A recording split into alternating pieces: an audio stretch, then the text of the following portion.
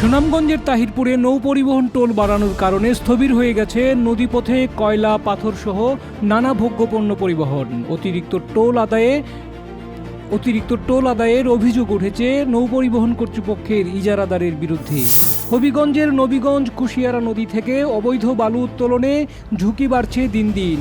অপরিকল্পিত বালু উত্তোলনে নদীতে হারিয়ে যাচ্ছে তীরবর্তী শত শত একর জমি। উদাসীনতার অভিযোগ উঠেছে প্রশাসনের বিরুদ্ধে। ব্রাহ্মণবাড়িয়ার বাঞ্ছারামপুরে স্বর্ণালংকার লুটের পর ফুলমেহের নামের এক বৃদ্ধাকে শ্বাসরোধের হত্যার অভিযোগ উঠেছে। কয়েকদিন আগে তার বাবার বাড়ি একই উপজেলার দুলারামপুর গ্রামে বেড়াতে গেলে এই ঘটনা ঘটে।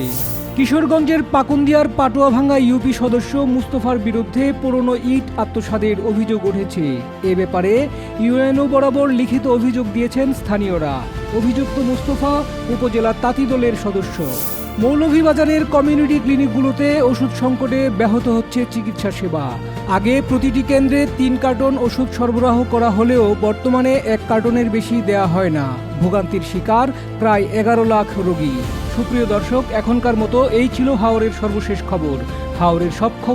হাওরের সবশেষ খবর জানতে চোখ রাখুন হাওর কণ্ঠের ওয়েবসাইট, ইউটিউব চ্যানেল এবং ফেসবুক পেজে। আপনার এলাকার যে কোনো খবর জানাতে ইমেইল করুন এই ঠিকানায় haorkontho@gmail.com।